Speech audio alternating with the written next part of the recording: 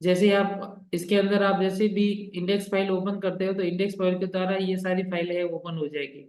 View के अंदर जो मैंने हेडर नाम का ले रखा है, हेडर वाला पेज ओपन होगा, रजिस्ट्रेशन वाला होगा, फुटर वाला।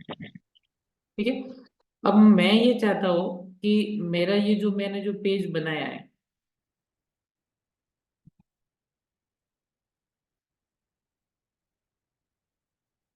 ये जो मैंने पेज बनाया है, यहाँ पे मैं चाहता हूँ कि यहाँ पे जैसे ही मैं यहाँ कंट्री को सिलेक्ट करूँ तो ये कंट्री मेरे डिजाइन के थ्रू आ रही है। मैंने इसके अंदर जो डिजाइन किया हुआ है यहाँ पे आ रही है।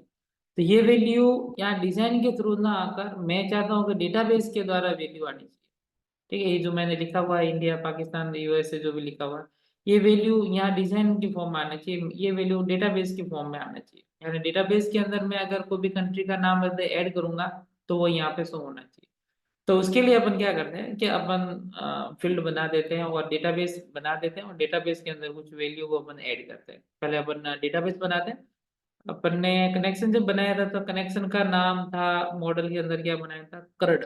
डेटाबेस का नाम करड था। चलो अपन मैं डेटाबेस नया बनाता हूँ, आपको नया डेटाबेस, वो तो मैंने समझाने के दृष्टिकोण से बताया था आपको। और CRE क्रिएट डेटाबेस, और मैं यहाँ करंट नहीं बना कर क्या बना दो, कौन सा नाम से बनाओ, CO कॉलेज KP नाम से बना दे दो, बढ़िया रहेगा। ठीक है। KP नाम से बना दिया और ये मैंने डेटाबेस बना दिया। तो हमारे पास में ये डेटाबेस से बन गया और यहाँ पे मैं डेटाबेस का नाम मैं KP देख देता हूँ ताकि कोई समस्या नहीं रहे। ठीक है। अब इस डेटाबेस के अंदर है, मैं क्या करता हूँ कि मैं टेबल बनाता हूँ। ठीक है। तो टेबल बना दो, शॉर्टकट बताओ, मैं एसक्यूएल के थ्रू नहीं कराकर मैं डिजाइन में बताऊंगा। एसक्यूएल का मैंने आपको पहले बता दिया था कि क्रिएट टेबल, टेबल का नाम। अब अपन को ये चीजें आती है तो फिर अपन शॉर्ट फॉर्म में कर लेते हैं। यहाँ जाता हूँ और टेबल का नाम लेता हूँ। मुझे दो टेबल बनाता हूँ। एक टेबल जो बनाऊंगा रजिस्ट्रेशन फॉर्म बना दो। रजिस्ट्रेशन के अंदर जो ये मैंने जो फील्ड ले रखे हैं, सबसे पहले जो फील्ड कौन कौन सा ले रखा है ये आप देख लो कि मैंने जो फील्ड नाम ले रहा है। सबसे पहले तो अपन स्टूडेंट आईडी ले लेंगे जो बाय डिफॉल्ट रहेगा, फिर नेम है, ईमेल है, पासवर्ड है, एड्रेस है, जेंडर है, ये सारी चीजें है। अपन क्या करते हैं एक एक करके फील्ड को अपन ऐड कर लेते हैं। ठीक है। और इमेज है, इमेज वाला भी लेते हैं, ये एक एक करके अपन ये सारे मैं फील्ड ऐड कर देता हूँ फटाफट। कम समय के अंदर ज्यादा टाइम नहीं लगा देंगे, फटाफट ये चीज को अपन ऐड कर लेते हैं। सबसे पहले टेबल का नाम लिख लेते हैं। टेबल का नाम या क्या लिखे अपन, रजिस्टर S2 नाम के टेबल बना देते हैं। ठीक है। टेबल S2 है और उसके अंदर जो फील्ड है वो मैं कितना लिखूंगा, यहाँ से अपन काउंट कर लेते हैं कितना है। इंडिया पाकिस्तान, 1 2 3 4 5 6 7 8 और 9 होने चाहिए। ठीक है। 2 2 4 5 6 7 8 और 9, 1 2 3 4 5 6 7 8 और 9। ठीक है। एक आईडी हो जाएगी तो मैं यहाँ 9 कर लेता हूँ, तो यहाँ पे लिख लिया था 9। और मैं गो पे चला जाता हूँ। S2 नाम की टेबल है, इसके अंदर सबसे पहले मैं SID लिख लेता हूँ। स्टूडेंट आईडी है जो इंटीजर टाइप की लूंगा, और स्टूडेंट आईडी है मैं ऑटो इंक्रीमेंट रखूंगा क्योंकि मैं चाहता हूँ कि ऑटोमेटिकली इंक्रीमेंट हो। ठीक है। तो ये मैं ऑटो इंक्रीमेंट कर दिया और इस पर गो पे क्लिक कर दिया। ध्यान से देखना, समझ में नहीं आया तो मुझे वापस पूछना। स्टूडेंट आईडी के बाद में वही सबसे पहले नाम ले लेता हूँ। नाम मैं किस में लूंगा, वर्ग कैरेक्टर में लूंगा, और इसकी जो लेंथ है मैं 25 दे देता हूँ। ठीक है। नेम के बाद में फिर मेरा क्या था, ईमेल और पासवर्ड। ठीक है। यहाँ ले लेता हूँ ईमेल और इसको भी वर्ग कैरेक्टर ले लेता हूँ, 25 दे देता हूँ। और यहाँ देता हूँ पासवर्ड, पासवर्ड भी मैं देता हूँ वर्ग कैरेक्टर और 23 दे देता हूँ। और देन पासवर्ड के बाद में फिर एड्रेस, एड्रेस दे देता हूँ। एड्रेस में दे देता हूँ वर्चर, और वर्चर मेरा यहाँ पे इसको भी मैं एड्रेस है तो चलो थोड़ी सी लेंथ बढ़ा देता हूँ। ठीक है। इसके बाद मैं जेंडर देता हूँ। जेंडर भी मैं वर्चर दे देता हूँ, और जेंडर की वो वैल्यू ज़्यादा तो होती है नहीं है, फिर भी इसको मैं ये दे देता हूँ। इसके बाद में मैं हॉबी लेता हूँ। हॉबी भी मैं वर्चर में दे देता हूँ और इसकी जो वैल्यू है वो मैं, ठीक है। इसके बाद मैं इमेज ले लेता हूँ। इमेज है मैं वर्चुअल ले लेता हूँ, और मैं यहाँ पे इमेज है तो चलो इसकी वैल्यू थोड़ी सी बड़ा हो जाए, 50 कर लेता हूँ। ठीक है। साइज है थोड़ी सी बड़ा हो सकती है। कंट्री है तो कंट्री को मैं इंटीजर ही रखूंगा। उसका रीजन ये होता है कि कंट्री जो चीज होगी उसको मैं क्या करूंगा कि प्राइमरी की दूंगा। ठीक है। कि तो कंट्री को सॉरी फॉरेन की दूंगा, क्योंकि मुझे दूसरे टेबल के साथ में इसको ऐड कराना पड़ेगा। इसलिए फिर मैं यहाँ जाऊंगा और यहाँ पर मैं फॉरेन की देने के लिए, ध्यान से देखना, यहाँ गया और मैं यहाँ इंडेक्स प्रॉपर्टी को ऐड करूँगा। एच नाम की जो टेबल है उसका जो इंडेक्स फील्ड बनाया है उसके अंदर मैं फॉरेन की स्पेसिफाई करना चाहता हूँ, इसलिए मैं फॉरेन कर दी और देने के बाद में फिर यहाँ मैं गो पे क्लिक कर। ठीक है, बीच में मत आए। ठीक है, बार बार बीच में आता रहता है।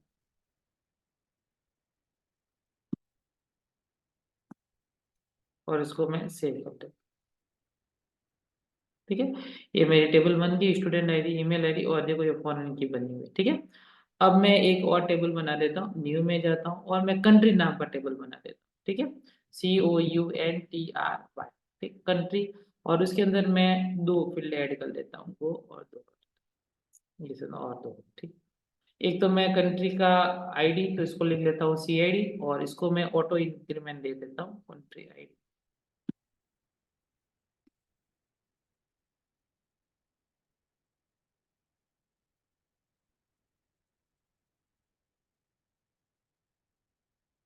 ठीक है, और देन फिर आता है कंट्री का नेम।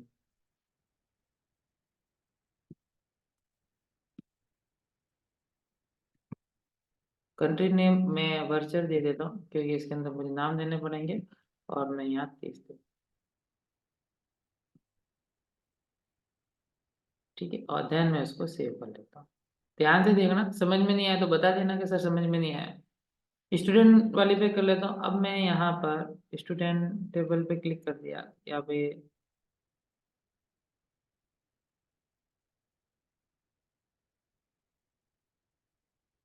ठीक है, ये स्टूडेंट वाले हो गया। अब स्टूडेंट बनाने के बाद अब मैं क्या करता हूँ, इनके रिलेशन बना देता हूँ। ठीक है, तो रिलेशन करने के लिए मुझे क्या करना पड़ेगा कि ये स्टूडेंट टेबल और कंट्री के मध्य, दोनों के मध्य रिलेशनशिप करना है। ठीक है, यानी कहने का मतलब इन दोनों को ज्वाइन कराना। तो ज्वाइन कराने के लिए मुझे क्या करना पड़ेगा, रिलेशन व्यू करके जो ऑप्शन है इस पे मैं क्लिक करूंगा। क्लिक करूंगा तो यहाँ बोलेगा कॉलम का नाम बताइए कि कौन से कॉलम को करना। अभी हमारे जो टेबल जो खुली हुई है वो खुली हुई है स्टूडेंट स्टूडेंट वाली। तो स्टूडेंट का जो मुझे जो कंट्री वाला है वो मुझे फॉरेन की जो हमने दिया हुआ है। तो कंट्री के फॉर्म में कौन से डेटाबेस अब यूज कर रहे हैं, अपना अभी डेटाबेस लिया है केपी। तो केपी नाम का डेटाबेस, और केपी नाम के जो डेटाबेस के अंदर दो टेबल है, तो कौन से टेबल के साथ में लिंक करवाना है। सीधी सी बात है कि मुझे कंट्री के नाम के टेबल के अंदर कंट्री, तो कंट्री की CID के साथ में मुझे ये कनेक्शन करना। यानी जो मेरे स्टूडेंट नाम की जो टेबल है उसका जो कंट्री फील्ड है वो फॉरेन की है, और मुझे कंट्री का जो टेबल बनाया हुआ है उसका CID के साथ में मुझे को करना चाहिए। कैस्केड लिखेंगे यहाँ पे, कैस्केड यहाँ पे लिख दिया, और कैस्केड क्या लिख दें। कैस्केड लिखने का on delete on update, cascade लिखने का कारण ये होता है कि अगर आप कोई भी कंट्री के अंदर यानी स्टूडेंट टेबल के अंदर किसी भी प्रकार का कोई अपडेशन करते हो, तो यह अपडेशन कंट्री पे नहीं होगा। मतलब कहने का मतलब अगर कोई किसी कारण अगर आप रिकॉर्ड को डिलीट कर लेते हो, तो ऐसा नहीं है यहाँ से स्टूडेंट से डिलीट कर दोगे तो कंट्री में भी डिलीट हो जाएगा, ऐसा नहीं होगा। अब मैं इसको सेव कर लेता हूँ। सेव करते ही आपका ये जो क्वेरी है वो एग्जीक्यूट हो जाएगी, और दोनों के अंदर क्या हो जाएंगे, डेटा स्टोर हो जाएंगे। मैं डमी है, कंट्री के अंदर कुछ डमी वैल्यू है मैं इंसर्ट कर देता हूँ। ठीक है, कंट्री के अंदर मैं एक मैं लिख लेता हूँ इंडिया, और एक ले लेता हूँ मैं US। ठीक है, और लिखने के बाद में मैं यहाँ पे सेव कर लेता हूँ। तो मेरे पास में दो रो इंसर्ट हो गई है। आप यहाँ पे देख सकते हो कि मैंने दो वैल्यू इंसर्ट कर ली, एक तो इंडिया और एक US। डेटाबेस का काम कंप्लीट हो गया। यहाँ तक किसी को कोई डाउट है तो मुझे पूछ सकते हो। विशाल, दीपक, निराली, ललित और जय, को डाउट?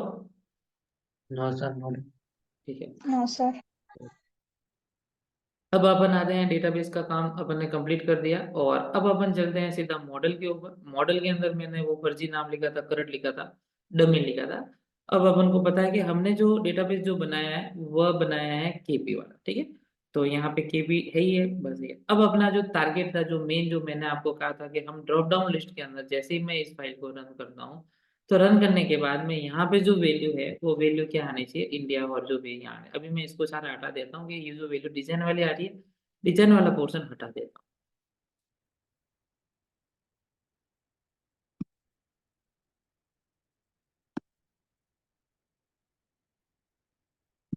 ठीक है।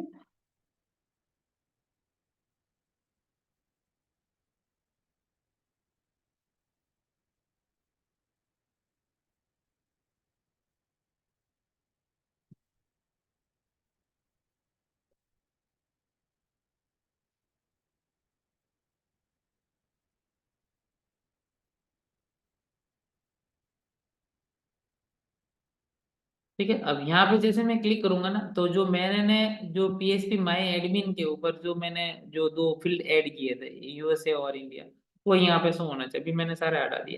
तो मैं यहाँ पे PHP की कुछ क्वेरी लिखूंगा, वो मैं आपको बताता हूँ। सबसे पहले मैं क्या करता हूँ कि मैंने आपको कहा था अपने कंट्रोलर फाइल होती है, कंट्रोलर फाइल सबसे पहले मॉडल में जाके चेक करती है कि कोई डेटाबेस के अंदर कनेक्शन है या नहीं है, इससे रिलेटेड। तो मैं यहाँ पे एक क्वेरी लिख लेता हूँ। देखो सीधी सी बात है कि मुझे जो मेरा PHP माई एडमिन के अंदर जो मैंने टेबल बनाए हैं, वहां के टेबल का रिकॉर्ड है वो मुझे लाना है। तो आपने क्यूरी पढ़ी होगी कि अगर कहीं से भी अपने टेबल के रिकॉर्ड को यदि शो कराना तो उसके लिए क्यूरी होती है सिलेक्ट एस्ट्रिक फ्रॉम टेबल का नाम। अगर मैं ये लिखता हूं तो टेबल के जो अंदर जो भी रिकॉर्ड होंगे वो सारे के सारे डिस्प्ले हो जाएंगे। तो मैं MVC पैटर्न के अंदर ये सिस्टम रहता है कि आप एक बार क्वेरी लिख लो या एक बार कोई भी फंक्शन बना दो, तो बार बार अगर ऐसे अगर कोई भी डेटा अगर आपको लाना हो, सिलेक्ट की क्वेरी कभी भी अगर आपको यूज में लेनी हो, तो बार बार अलग अलग क्वेरी करने की जरूरत नहीं होनी चाहिए। एक बार आपने लिख ली तो साहब वो कोई भी टेबल क्यों नहीं हो। मैं उदाहरण के लिए मानता हूँ कि जैसे मुझे स्टूडेंट नाम की टेबल से कोई रिकॉर्ड रिट्राइव करना है, तो मैं क्या लिखूंगा, सिलेक्ट एस्टिक फ्रॉम स्टूडेंट। इससे क्या होगा कि स्टूडेंट के जितने भी जो रिकॉर्ड होंगे वो सारे आपके डिस्प्ले हो जाएंगे। मैं चाहता हूँ कि कंट्री के रिकॉर्ड है वो डिस्प्ले होना चाहिए, तो उसके लिए मैं क्या लिखूंगा, सिलेक्ट एस्टिक फ्रॉम कंट्री। तो इससे क्या होगा कि कंट्री के जितने भी रिकॉर्ड होंगे वो सारे डिस्प्ले होंगे, लेकिन दोनों के अंदर जो क्वेरी है वो सेम चल रही है। तो क्या हमें अपन प्रोजेक्ट बनाएंगे तो प्रोजेक्ट के अंदर तो टेबल मल्टीपल होंगे, तो मल्टीपल के लिए क्या बार एक ही प्रकार की क्वेरी है कि हम बार बार लिखेंगे, तो मजा चला जाता है। तो मैं ये करता हूँ कि जब भी सिलेक्ट की क्वेरी की रिक्वायरमेंट होती है तो मैं एक फंक्शन बना देता हूँ, उस फंक्शन को कॉल कर दूंगा तो ऑटोमेटिकली कॉल हो जाएगा। तो उससे रिगार्डिंग मुझे बार बार एक ही क्वेरी है वो बार बार लिखने की जरूरत नहीं पड़ेगी। इसलिए मुझे क्या करना पड़ेगा कि इसके रिगार्डिंग मुझे क्या करना पड़ेगा कि एक मैं फंक्शन बना देता हूँ। फंक्शन बनाने से मुझे बेनिफिट ये हो जाएगा कि बार बार मुझे वो फंक्शन बनाने की जरूरत नहीं, बार बार नई क्वेरी लिखने की जरूरत नहीं, वह ही वो सीधा ऑटोमेटिकली वो कॉल हो जाएगा। इसलिए मैं क्या करता हूँ कि यहाँ पे मैं फंक्शन बना देता हूँ। ठीक है, फंक्शन बना दो, फंक्शन के अंदर मैं लिखता हूँ SELEC सेलेक्ट ऑल डेटा, ये थोड़ा ठीक रहेगा। और मैं एक पैरामीटर पास करा लेता हूँ $TBL, कोई भी टेबल हो सकती है, और इसको मैं ओपन कर देता हूँ। करने के बाद में मैं वही अपन ने जो क्वेरी है वो किसी स्ट्रिंग के अंदर ले लेता हूँ, $SQL लिख लेता हूँ, इसके अंदर मैं क्वेरी लिख क्यों लिखता हूँ, ऐसी सेलेक्ट ST फ्रॉम $TBL। ठीक है, और इसको बंद कर लेता हूँ। अब मैंने जो ये TBL एक पैरामीटर पास करा है, मैं ये चीज कौन सा टेबल ले रहे हो, कभी स्टूडेंट का हो सकता है, कभी कंट्री का हो सकता है, कोई भी हो सकता है। तो ये मैंने यहाँ पैरामीटर पास करा दिया। अब जब भी अपन सेलेक्ट क्वेरी का यूज करते हैं तो उस क्वेरी को एग्जीक्यूट कराना जरूरी होता है। ठीक है, बिना एग्जीक्यूट क्वेरी वो नहीं चलता। ठीक है, एग्जीक्यूट करवाने के लिए मैं एक और मैं वेरिएबल ले लेता हूँ जिसका नाम है $Q। और $Q लिखने के बाद में $this लिखने के बाद में मेरा जो कनेक्शन का जो नाम है, कनेक्शन का नाम था $this कॉमा, सॉरी एरो का निशान लिखेगा कौन। यहाँ लिखने के बाद में मुझे यहाँ पे क्यूरी मुझे एग्जीक्यूट करवानी है, इसलिए मैं लिखूंगा QUERY। ये इनबिल्ट फंक्शन है, अपन को इसका यूज करना पड़ेगा। और जो मेरी क्वेरी जो मैं लिखी हुई है सिलेक्ट एसटी फ्रॉम, ये मेरे इस वेरिएबल के अंदर है, तो ये वेरिएबल है वो मैं यहाँ पे लिख लूंगा, इसलिए मैं लिखूंगा $SQL। ठीक है, इससे क्या हुआ कि मैंने ये जो वैल्यू लिखी हुई है, ये जो मैंने क्वेरी लिखी हुई है सिलेक्ट एसटी फ्रॉम TBL, इसका मतलब जो भी TBL के अंदर जितने भी रिकॉर्ड है वो सारे रिट्राइव करेगा, रिट्राइव करने के बाद में इस वेरिएबल के अंदर डालेगा। ये इस वेरिएबल के द्वारा अब जब भी मैं अगर सिलेक्ट की क्वेरी लगाता हूँ तो उसको रिकॉर्ड को उस क्वेरी को एग्जीक्यूट कराना जरूरी होता है। क्यूरी को एग्जीक्यूट कराने के लिए कनेक्शन के साथ में क्यूरी मेथड का यूज किया जाता है। क्यूरी मेथड के अंदर यहाँ आप अगर चाहो तो यहाँ पर भी क्यूरी लिख सकते हो। मतलब कहने का मतलब होता है कि ऐसे करना नहीं है, आप ऐसा ना करना, इजी रहता है, लेकिन फिर भी बता, आप ये चीज ऐसे भी लिख सकते हो। डॉलर लिख दिया, दिस लिख दिया, देन आपने कौन लिख दिया, और फिर मुझे क्यूरी को एग्जीक्यूट करना है, QUERY। क्यूरी लिखने के बाद में यहाँ पर भी अगर आप चाहो तो ये लिख सकते हो, एस ई एस अरे S E L select stick from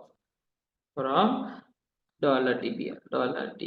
आप ये चाहो तो ये भी कर सकते हो, लेकिन मैं ये चाहता हूँ कि थोड़ा सा थोड़ा इजी रहे, तो मैंने ये चीज इसमें, क्योंकि क्वेरी कभी बड़ी भी हो सकती है, वेयर क्लोज का भी यूज कर सकते हैं, आप अपडेट का भी यूज करेंगे, डिलीट का भी करेंगे, तो क्वेरी बड़ी भी होगी तो इस क्वेरी को सीधा यहाँ लिख देंगे और इसके अंदर इसको सीधा सा अपन यहाँ पास करवा देंगे, ठीक है।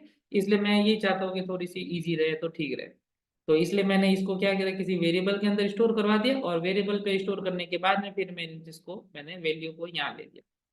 अब मैंने क्यूरी सेलेक्ट क्यूरी भी चला दी, क्यूरी को एग्जीक्यूट भी करा दिया। अब आपको भी पता है कि टेबल के अंदर जो रिकॉर्ड होते हैं वो बहुत सारे होते हैं, कोई एक दो तीन तो होते नहीं है, मल्टीपल रिकॉर्ड होते हैं। तो इन मल्टीपल रिकॉर्ड को अगर आपको अगर यूज में लेना होगा तो उसको क्या कराना पड़ेगा, रिकॉर्ड को फैच भी कराना पड़ेगा।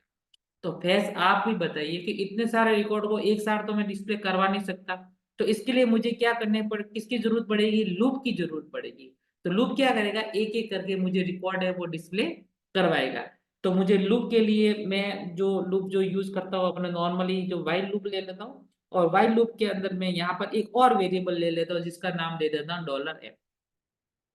यहाँ लिखने के बाद में ये जो मैंने जो क्वेरी लिखी हुई है जो मेरे पास में अभी पड़ी हुई है जिसका नाम है $Q, $Q, क्योंकि अभी मेरे पास में क्यू के अंदर रिकॉर्ड पड़े हुए, तो यहाँ लिखकर फिर इसको मैंने कहा फैच करवानी पड़ेगी, तो मैं लिखूंगा FETCH_object, OBJECT, ठीक है। लिखने के बाद में इस फंक्शन को मैं क्या कर दूंगा, कॉल कर, ठीक है। $f लिखा, ये $Q लिखने के बाद में फिर मैं क्या कर रहा हूँ, इसको मैं जो मेरे पास में जो क्वेरी को एग्जीक्यूट करवाई है उसको, उसी क्वेरी को मैं फैच अंडरस्कोर ऑब्जेक्ट के द्वारा उसको फैच करा रहा हूँ। मेरे पास में मल्टीपल वैल्यू है, तो आपको भी पता है कि जो वैल्यू अगर ज्यादा आती है तो उसको क्या करना पड़ेगा, एरे के अंदर लेना पड़ेगा। तो एरे में लेने के लिए मुझे वापस RES, जो भी कोई भी नाम का ले लो, $RES, और ये लिख के यहाँ लिख दो जो भी वैल्यू आई हुई है।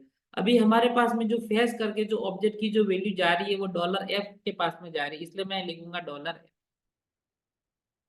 ठीक है।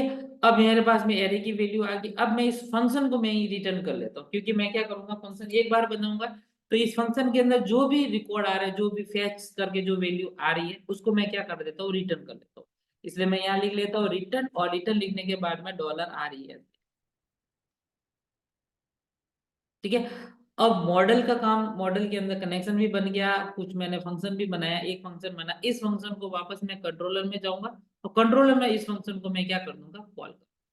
अभी हमारे पास में जो मॉडल के अंदर गया, इस फंक्शन के मैं कॉपी कर लेता हूँ, ये मैंने जो यूज लिया सिलेक्ट यहाँ ले लिया और कंट्रोल C लिया, ठीक है। अब इस फंक्शन को मैं कंट्रोलर के अंदर में क्या कर देता हूँ, मैं कॉल कर, कंट्रोलर के अंदर में अगर कॉल कराता हूँ तो फिर क्या होगा कि इस रजिस्ट्रेशन नाम का जो पेज है उसके ठीक ऊपर मुझे इसको कॉल कराना पड़ेगा। तो मैं क्या करूंगा, एक वेरिएबल ले लेता हूँ $R, और उसके अंदर इस फंक्शन को मैं डाल देता हूँ, वही कनेक्शन के साथ ही डालूंगा तो ठीक रहेगा। तो $this लिख लेता हूँ, और $this लिखने के बाद में ये लिखने के बाद, और इसके बाद में फिर मैं ये वाला डाल देता हूँ, सेलेक्ट ऑल टेबल। अब जो भी टेबल के रिकॉर्ड आपको डिस्प्ले कराना उस यहाँ पे टेबल का नाम लिख दो, बस ये है अपना मेन काम, ठीक है। मैं टेबल का नाम जैसे यहाँ लिख लेता हूँ, मैंने टेबल कंट्री का लिया है तो स्पेलिंग मिस्टेक नहीं होनी चाहिए, COUNTRY, ठीक है। तो यहाँ लिखता हूँ COUNTRY, कंट्री लिख दिया, और यहाँ पे मैंने सेमीकोलन। अब आर, ये जो वैल्यू जो भी डेटाबेस कंट्री से आ रही है वो आर के पास में जा रही है, फिर ये मॉडल मॉडल इंडेक्स करूंगा, इंडेक्स जैसे ही लिखूंगा तो इसके अंदर व्यू के अंदर हेडर डिस्प्ले होगा, फिर ये जो मेथड आएगा ये मेथड सीधा क्या होगा, या कॉल होगा, कंट्री नाम का जाएगा सीधा यहाँ पे मॉडुलस पे जाएगा, मॉडुलस में जाएगा ये सिलेक्ट ऑल आ गया, TBL जो कंट्री वाली जो वैल्यू आई है वो यहाँ आएगा, फिर यहाँ पे टीबीएल की वैल्यू कौन सी है, कंट्री है, तो सिलेक्ट ऐसी फॉर्म कंट्री वैल्यू जो भी टेबल एसक्यूएल के अंदर आ जाएगा। एसक्यूएल के आने के बाद में एसक्यूएल की क्वेरी को रन करवाएगा, एग्जीक्यूट करवाएगा, फिर रिकॉर्ड को फैच करवाएगा और वैल्यू आरईएस आ जाएगी, यानी जो भी इसके अंदर जो भी वैल्यू आएगी वो आरईएस के अंदर आ जाएगी। आरईएस के अंदर आने के बाद में ये वैल्यू जो भी रिटर्न कर रही है फंक्शन, जो भी वैल्यू को रिटर्न कर रहा है, ये वैल्यू किसके पास में चली जाएगी, आर के पास में चली जाएगी। ठीक है, आप चेक कर सकते हो कि वैल्यू जा रही है कि नहीं जा रही है। मैं सिलेक्ट ऑल कर लेता हूँ और यहाँ पे मैं एक बार मॉड्यूल के अंदर मैं इसको प्रिंट भी करवा देता हूँ कि भाई चल रहा है कि नहीं चल रहा है। ठीक है, इको करवा देता हूँ और डॉलर टीबीएल नहीं, डॉलर एसक्यूएल, ठीक है, एसक्यूएल, ठीक है, यहाँ कंट्री आना चाहिए, यहाँ जाता हूँ, इसको मैं रन करता हूँ और ये सेलेक्ट एस्टिक फ्रॉम टेबल, यानी यहाँ तक वैल्यू एकदम सही चल रही है। क्यूरी देखो रन हो रही है, सिलेक्ट एस्टिक फ्रॉम कंट्री, तो मैंने यहाँ पे कंट्री लिखा हुआ है, ये जो टीबीएल लिखा हुआ है, और ये जो रजिस्ट्रेशन नाम की जो फाइल है आ गया माई कंट्रोलर के अंदर, मैंने देखो कंट्री लिखा था, तो ये कंट्री वाला पैरामीटर यहाँ पे जा रहा है मॉडल के पास में, और मॉडल में जा पर यहाँ तक वैल्यू सही कर रहा है, यहाँ तक अपना काम एकदम ओके। ये आपको सिर्फ समझाने के लिए किया। अब मुझे क्या करना है कि मैंने मॉड्यूल का भी काम कंप्लीट कर दिया है, कंट्रोलर का भी काम कर दिया। अब मैं ये फाइल है, ये मैं क्या करता हूँ, रजिस्ट्रेशन पेज के अंदर जाता हूँ और रजिस्ट्रेशन पेज के अंदर मैं इस वैल्यू को डिस्प्ले करना। अब आपको पता है कि वैल्यू डिस्प्ले करने का काम है, व्यू का काम है। ठीक है, तो अपने इंटरनली जो कनेक्शन है वो एकदम व्यवस्थित हो गया। यहाँ तक तो मेरे हिसाब से कोई समस्या आ ही नहीं रही है, क्योंकि अपने पास जो क्वेरी है व्यवस्थित रन हो रही है। अब मैं सिलेक्ट में जहां मेरा सिलेक्ट ऑपरेशन था वो कहाँ था, ये था, यहाँ मैंने सिलेक्ट कंट्री कर रखा था, और क्लास यहाँ नहीं लिखे, फॉर्म नहीं लिखकर इसकी मैं अगर ये क्लास लूँ तो कैसे लगे, फॉर्म सिलेक्ट करके क्लास आती है, एक मिनट इसकी कैसा दिख रहा है ये, एक मिनट देख लेता हूँ मैं, ये की जगह अगर फॉर्म, कंट्रोल की जगह फॉर्म आती है कि नहीं आती है देख लेता हूँ, फॉर्म सिलेक्ट ऐसी एल ई सेट, एक मिनट हाँ, है कि नहीं है देखता हूँ। ये तो एक जैसे कोई ज्यादा फर्क तो नहीं होता है। ठीक, फॉर्म सिलेक्ट लिख क्यों लिख दो तो चलेगा। ठीक है, फॉर्म सिलेक्टेड हो गया और इग्नोर सिलेक्ट हो गया, नेम हो गया, ये अपने सिलेक्ट वाला ही ऑप्शन था, इसके अंदर ऑप्शन के अंदर मैंने प्लेस सिलेक्टेड वाला लिख दिया। अब यहाँ पे ध्यान से देखना, यहाँ पे मुझे क्या करना है कि वहां जो मेरे पीएचपी के अंदर जो डेटाबेस के अंदर जो वैल्यू थी वो शो होनी चाहिए। अभी ये जो फॉर्म दिख रहा है ये फॉर्म था आपका कौन सा, एचटीएमएल का, तो मुझे वहां के रिकॉर्ड को अगर लाने का काम है, बैकएंड का काम पीएचपी का काम होता है। बार एक तो ये काम होता है पीएचपी का। थोड़ा सा मैं पीएचपी लिख देता हूँ ताकि मेरे को साथ, ठीक है, ये कर दिया और मैंने पीएचपी को,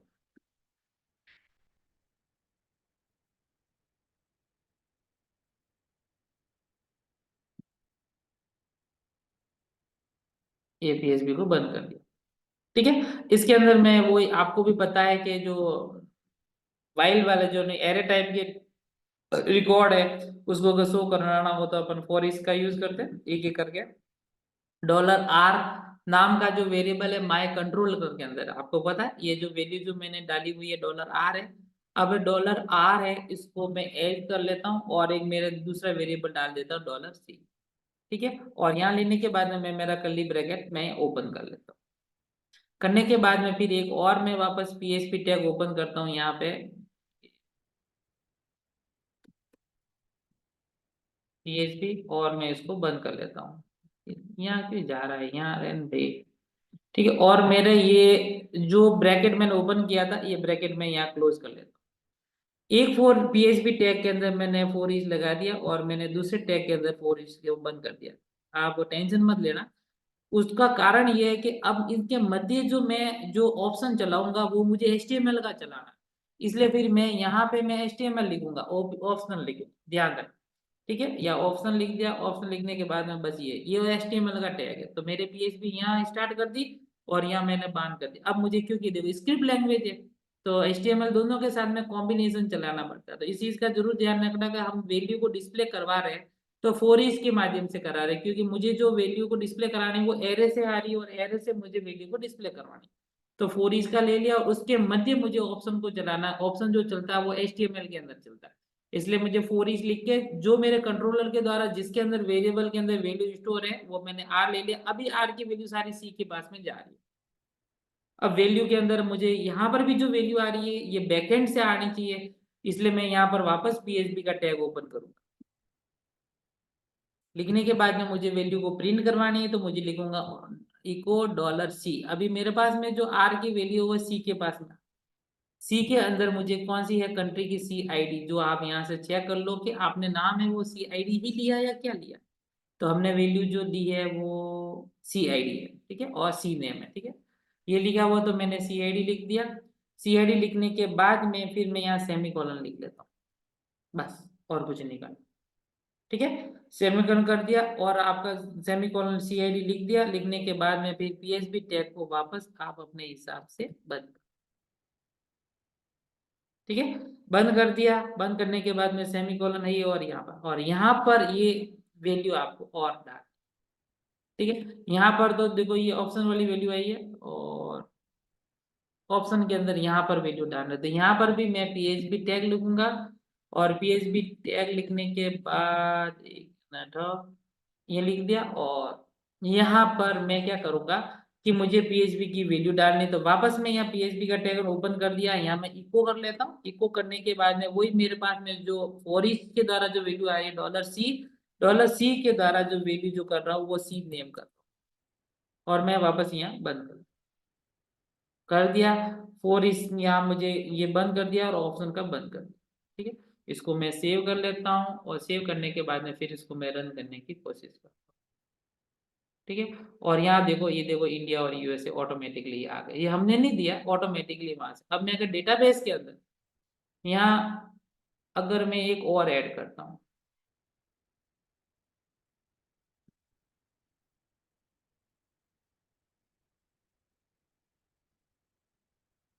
पाकिस्तान, यहाँ डाल देता हूँ मैं श्रीलंका, ठीक है। और मैं इसको सेव कर लेता हूँ। अभी मेरे पास में पाकिस्तान श्रीलंका दो मैंने वैल्यू डाल दी, ये पाकिस्तान। तो अभी मैं जैसे इसको मैं वापस रिफ्रेश करूंगा तो मेरे पास में देखो ऑटोमेटिकली चार आ जाएंगे। तो इस प्रकार की, चलो टाइम खत्म हो रहा है, तो इस प्रकार की जो वैल्यू है आप कर सकते हो। एक बार आप कोशिश करना, समझ में नहीं आया तो ठीक नहीं, ये मैंने रिकॉर्डिंग आपके कहने से रिकॉर्डिंग मैंने बना दी थी, ये मैं रिकॉर्डिंग है आपको मैं सेंड कर लूंगा। तो यहाँ तक कोई डाउट हो तो बताना, आपको समझ में नहीं आएगा एक बार करना, दो करना, ये सारा काम प्रैक्टिस से ही होगा। आप अगर आप समझ रहे होगा मैंने पढ़ाया और आपको समझ में आया तो ये दिमाग से आप कचरा निकाल देना, क्योंकि जब तक आप प्रैक्टिस नहीं करोगे तब तक आपको ये समझ में नहीं आएगा, ठीक है। तो इसकी मैंने रिकॉर्डिंग भी, आपने कहा इसलिए रिकॉर्डिंग भी मैंने इसकी की है। और रिकॉर्डिंग भी मैं हो सका तो मैं ग्रुप के अंदर या मैं इंडिविजुअल, मुझे बता देना, मैं इंडिविजुअल भेज दूंगा, ग्रुप में मैं नहीं भेजूंगा। जिसको चाहिए मुझे इंडिविजुअल बोल देना कि रिकॉर्डिंग चाहिए, ठीक है। पेपर आप ड्राइव पर भी सेव कर दो कुछ नहीं हाँ तो। मैं ड्राइव पे सेव कर लेता हूँ, ठीक है। और मैं स्टॉप रिकॉर्डिंग, अभी तो स्टॉप ही हुआ, स्टॉप से